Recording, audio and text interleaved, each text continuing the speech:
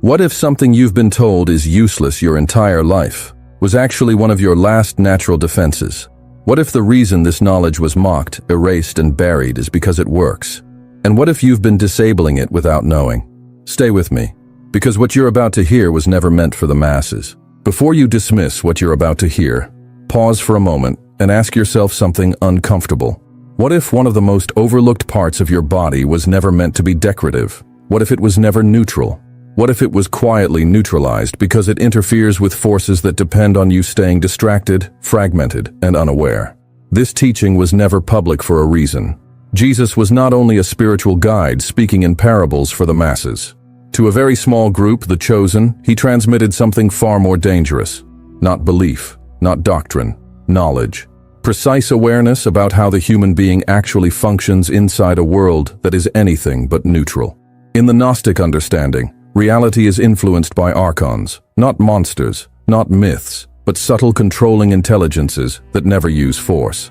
They work through fear that feels normal, thoughts that don't feel questioned, and constant mental noise that keeps you away from yourself. They don't need to control you directly.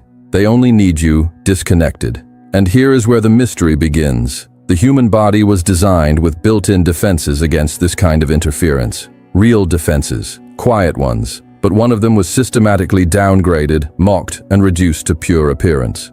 Something you were taught to see as aesthetic, personal style, or vanity. Something hiding in plain sight. This is not superstition. This is not ritual. This is not religion. This is about recovering a form of awareness that was deliberately made invisible because it works when you are present. What you're about to hear is not meant to impress you. It's meant to wake something up that already exists. And that's why it was never taught openly. Before we go deeper, do something simple but intentional, like this video, because attention amplifies truth. Subscribe if you haven't yet, because this knowledge survives only when it's shared consciously. And comment 99. Spiritually, 9 represents completion, and 99 is the number of awareness just before full mastery. By writing it, you signal readiness. Now stay with me, because once you see this, you won't be able to unsee it. To understand why this knowledge was buried, you first need to understand how the Archons actually work, because they are nothing like what most people imagine. They do not attack bodies. They do not appear dramatically. They do not announce themselves. In fact, their greatest strength is that most people never realize they are interacting with them at all.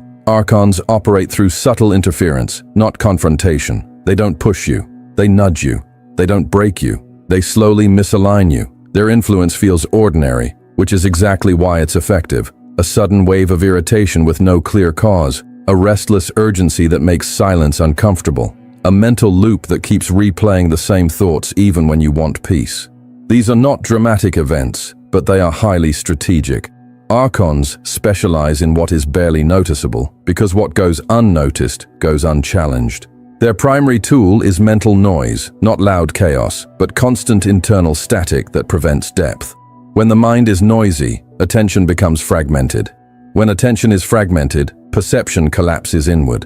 And when perception collapses, the human becomes predictable. Emotional instability is another entry point. Not extreme emotions, but subtle fluctuations. Low-grade anxiety, mild frustration, background guilt. The kind of feelings people learn to call normal. Archons thrive in this emotional gray zone because it keeps the nervous system slightly activated, never fully resting, never fully aware. Then comes distraction, not entertainment itself, but compulsive movement of attention. Jumping from thought to thought, from stimulus to stimulus, from worry to anticipation, from memory to imagination. This constant displacement prevents the human being from ever fully inhabiting the present moment. And that is critical, because presence is the one state they cannot penetrate.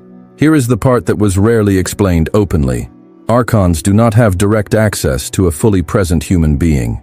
They cannot enter clarity. They cannot operate inside stable awareness. They require gaps, delays, automatic reactions. They need you to react before you observe, to respond before you feel, to identify with thoughts before questioning where they came from. This is why they never attack perception directly. They weaken it indirectly by overwhelming the system with noise. When perception sharpens, their influence weakens. When awareness expands, their reach contracts. That's why anything that increases perception becomes a threat to them. Not knowledge alone, but lived perception. Not information, but sensitivity. Not belief, but embodied awareness. The moment a human starts to perceive more than expected, the system destabilizes, patterns become harder to install. Emotional hooks fail to attach, suggestions lose their grip. The Archons don't fear strength, intelligence, or rebellion. Those are still reactive states. What they fear is clarity without effort, awareness without agitation, a human who feels before reacting and observes before identifying. That kind of presence doesn't fight them. It simply leaves no surface for them to land on. This is why the human body itself became a target, not through harm, but through disconnection. When the body is ignored, perception narrows. When perception narrows, the mind becomes isolated, and an isolated mind is easy to influence. The Archons don't need to control your life. They only need to control the bandwidth of your perception. Reduce what you sense, reduce what you notice, reduce what you feel, and suddenly you move through reality half awake, thinking that's normal. But something changes the moment perception begins to widen again. Subtle shifts become noticeable. Emotional impulses lose urgency. Thoughts slow down just enough to be seen instead of obeyed. And at that exact point, interference starts to fail. The Archons feel this before the human does. They sense when awareness is increasing, because the usual access points stop responding. And this leads to the next, far more disturbing realization. If perception itself is the real defense, then anything in the human design that amplifies perception was never accidental. And that means one overlooked element of the body was always a problem for them. In the next part, you'll see why this particular feature was never attacked directly, but quietly dismissed instead. Because once you understand its role, you'll realize why they preferred you never notice it at all. What the Gnostics understood, and what was later deliberately simplified, is that the human being was never meant to be experienced as a mind trapped inside a body. In their view, the body itself is not a container, it is an instrument, a living perceptual field. Not symbolic, not poetic, functional. Perception does not stop at the eyes or ears. It extends, it radiates, it responds before thought has time to form language. This is why the Gnostics did not separate awareness into mental and physical. That division came later, and it came with consequences. When the body is treated as flesh alone, perception collapses inward. When it is recognized as a field, awareness expands outward. This distinction changes everything. Within this framework, the head was never just the location of the brain. It was considered the upper portal of perception, the most sensitive zone of the entire human field. Not because it thinks, but because it interfaces. It is where inner awareness meets outer reality, where subtle changes are registered before they become conscious interpretation. The Gnostics described this region not as a control center, but as a threshold, a place where signals arrive before they are named. This is why silence around the head was considered so important in ancient disciplines, not silence of sound, but silence of interference. Now here is where modern thinking completely fails to see what was once obvious. Hair was never viewed as inert or meaningless. It was not classified as dead matter the way modern biology frames it. In the Gnostic understanding, hair was a peripheral extension of the perceptual field. Not something that thinks, but something that participates. Not something that decides, but something that responds.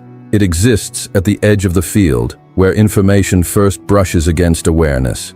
This is why hair appears repeatedly across unrelated ancient cultures as a symbol of intuition, alertness, and connection to the unseen. Not because cultures copied each other, but because they observed the same human design from different angles.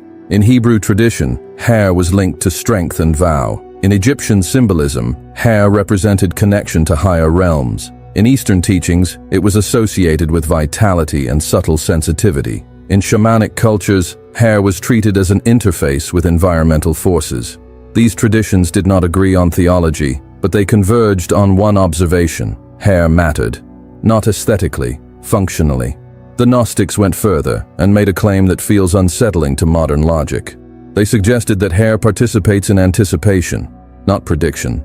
Anticipation, the ability to sense shifts before they fully arrive. The human mind is slow. It analyzes after the fact, but the perceptual field responds instantly. Hair, existing at the outer edge of that field, reacts to changes in emotional atmosphere, environmental tension, and subtle shifts long before the mind forms a narrative. This is why people often feel something before they can explain it. A discomfort they can't name, a calm that arrives withaut reason, a sudden alertness with no visible cause. These sensations do not originate in thought, they arise in the field, and hair is part of that field. When this idea was lost, hair became cosmetic, neutral, ignored, something to be styled, cut, hidden, or reshaped without awareness. And when something is no longer perceived as functional, it stops being included in perception. This exclusion matters more than people realize. Because a field that is partially ignored becomes uneven, sensitivity diminishes, awareness retracts. The human being becomes more inward, more mental, less perceptive. Exactly the condition required for subtle interference to succeed. The Gnostics warned that when the body is no longer felt as a unified field, perception fractures. The mind becomes dominant, but also isolated. Intuition weakens, anticipation dulls.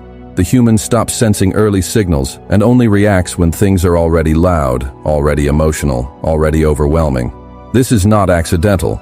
It is the result of forgetting how perception works. Hair, as a peripheral extension, was never meant to be obsessed over, but it was also never meant to be ignored. It was meant to be included, felt, integrated into awareness without fixation. When that happens, something subtle shifts. The field becomes continuous again. Sensation precedes reaction. Presence replaces anticipation, anxiety. And this is where the danger begins for anything that relies on delayed awareness. Because a human who senses early cannot be easily redirected.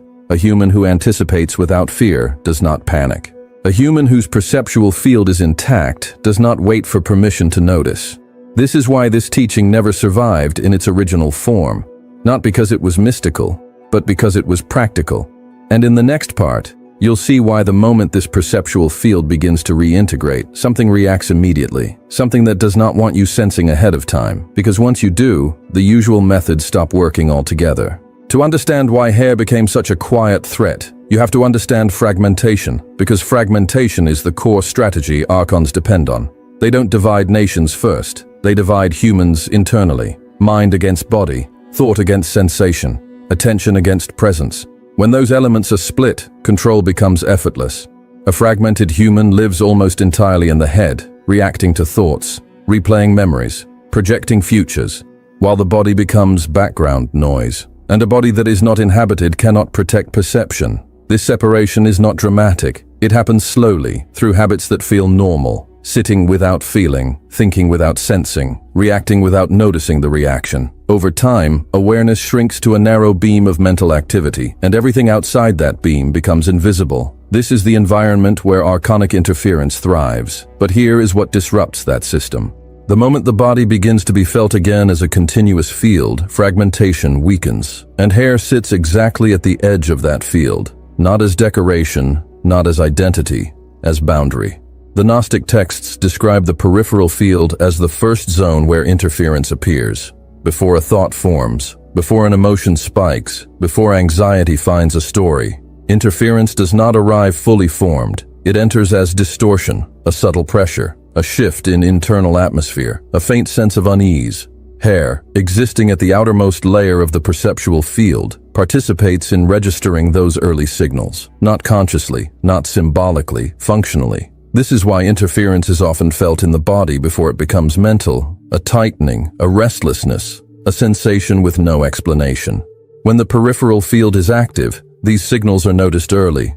When it is ignored, they bypass awareness and appear later as thoughts that feel personal. This is the danger point, because once interference becomes thought, it is already inside. The Archons rely on this delay. They don't want you sensing early, they want you interpreting late. Now this is where misunderstanding destroyed the teaching. Hair was never considered magical, never an amulet, never a charm. The Gnostics were explicit about this. Any attempt to turn the body into an object of superstition was seen as another form of fragmentation. Conscious presence is the real power. Hair does nothing by itself. It only participates when awareness is present. Without presence, hair is neutral. With presence, it becomes part of a unified field that reduces internal noise. And noise is everything to archonic influence. Noise is what creates openings. Noise is what masks interference as self-generated thought. When attention stabilizes, something very specific happens. The internal static drops, not dramatically. Gradually, thoughts lose urgency. Emotions stop escalating automatically. The mind no longer reacts instantly to every stimulus, and in that quieting, interference struggles, not because it is expelled, but because it has nowhere to attach. Archonic influence weakens when attention is steady, not because of resistance, but because resistance is no longer needed. There is nothing to resist. The signal they depend on fades. This is why hair was quietly dismissed rather than attacked. Cutting it was never the real objective.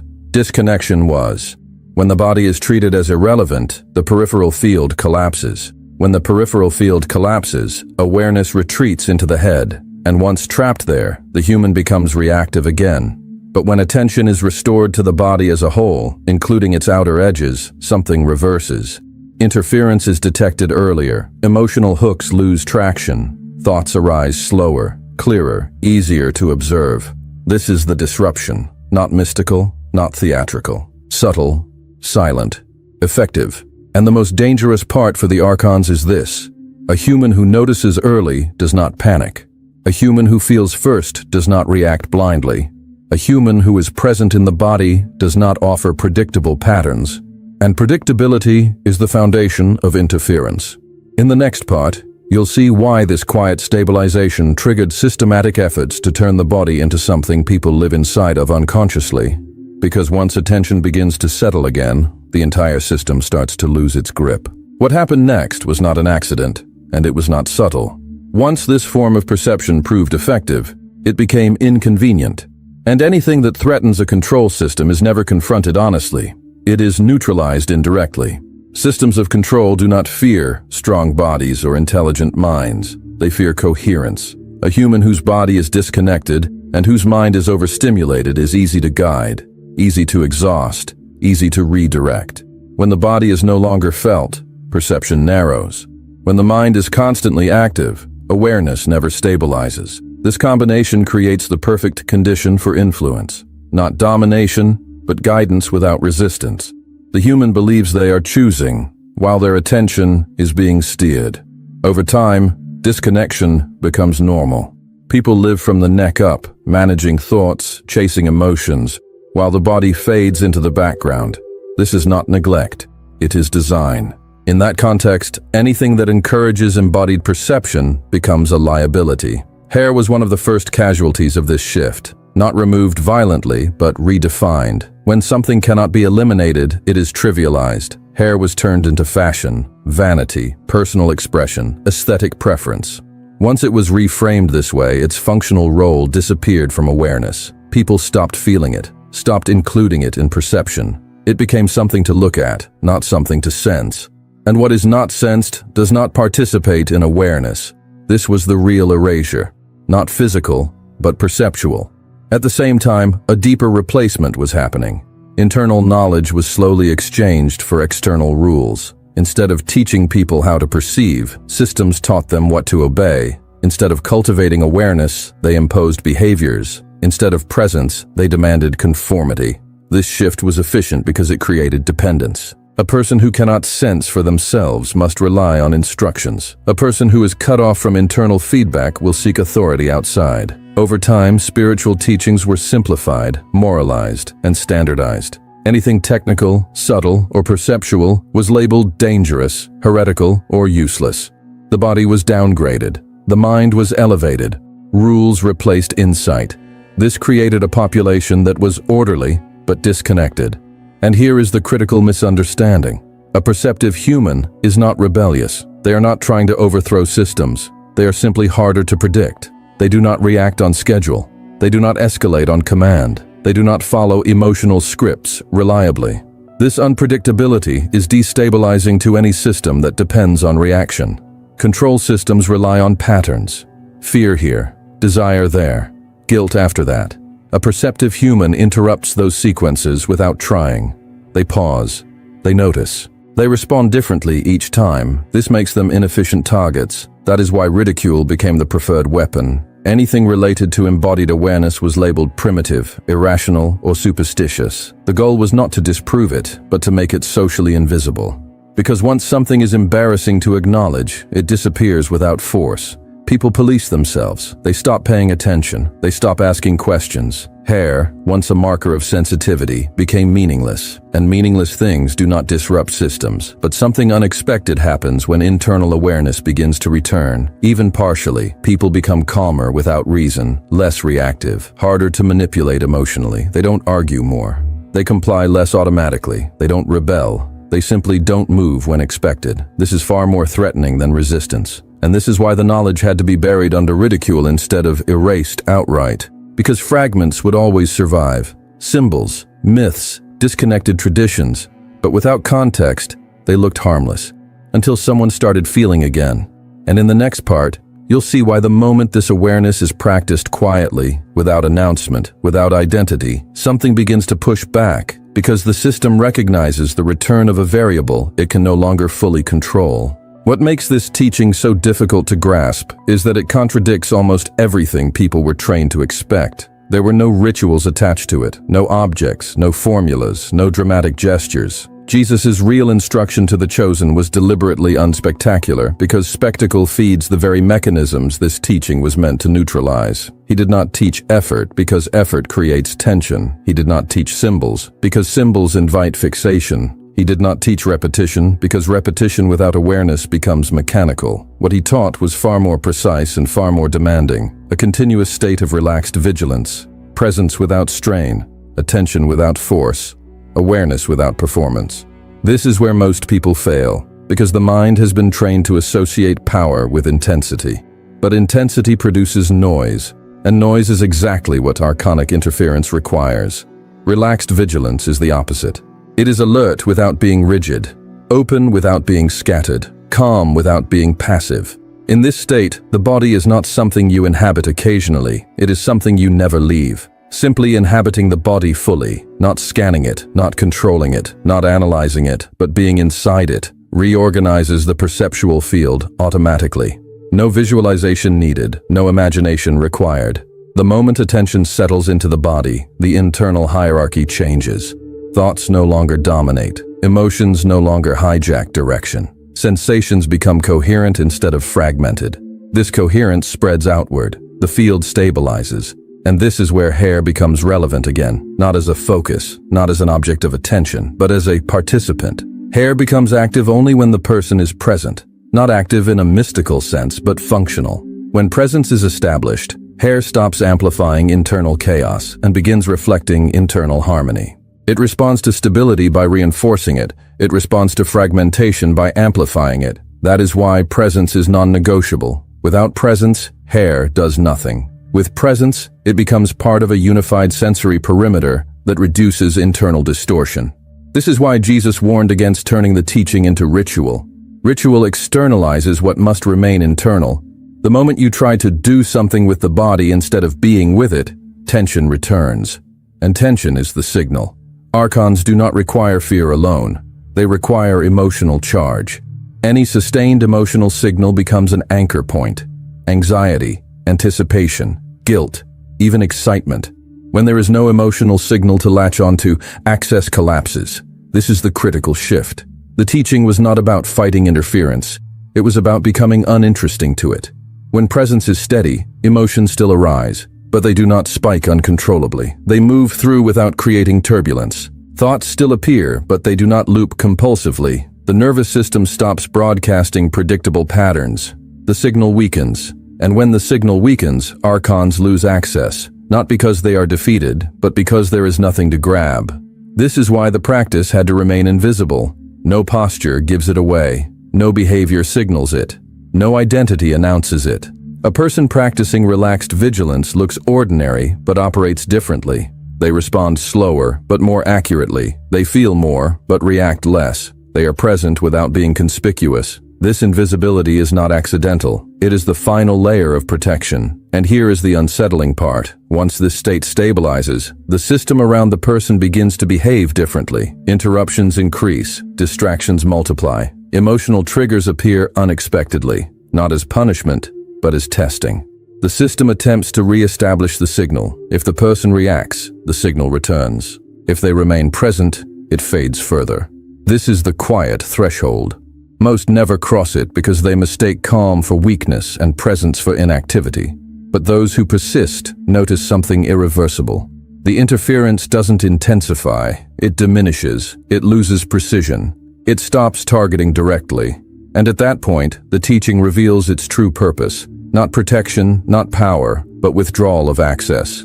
In the final part, you'll see what happens when this state is sustained long enough, when the signal drops below the level of detection, and why the texts say there comes a moment when they don't just interfere less, they stop knowing exactly where you are. This is the moment everything you heard finally locks into place, not as an idea, not as belief, but as recognition. The Gnostic texts never described an ending where humans rise in power, dominate forces, or become untouchable warriors. That story was never the goal. The final effect was far more unsettling to anything that feeds on control. Irrelevance. Not rebellion, not resistance. Irrelevance. The Archons were never looking for people. They were tracking signals, emotional turbulence, mental loops, predictable reactions. That constant broadcast most humans don't even realize they're emitting. And when that signal fades, something extraordinary happens. Their reach collapses. Not slowly, not dramatically. Quietly. They stop finding traction. They stop locating entry points.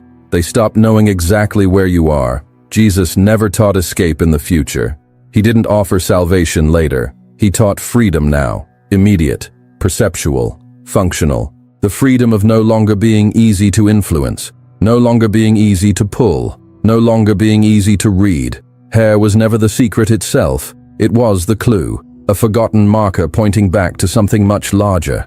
An integrated human being, a body that is inhabited, a mind that is not isolated, a field that is coherent instead of fractured.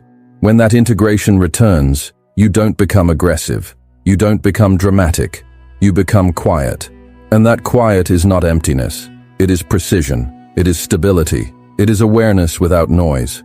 This is the final reframing, and it changes everything. You don't fight interference, you don't chase it. You don't obsess over it. You stop feeding it. And when you stop feeding it, it starves. This is why the chosen were never meant to stand out, never meant to announce themselves, never meant to be louder. The chosen are not louder. They are calmer. They are present. They are grounded.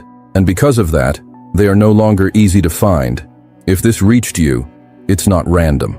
It's recognition. Comment this phrase now. I withdraw the signal.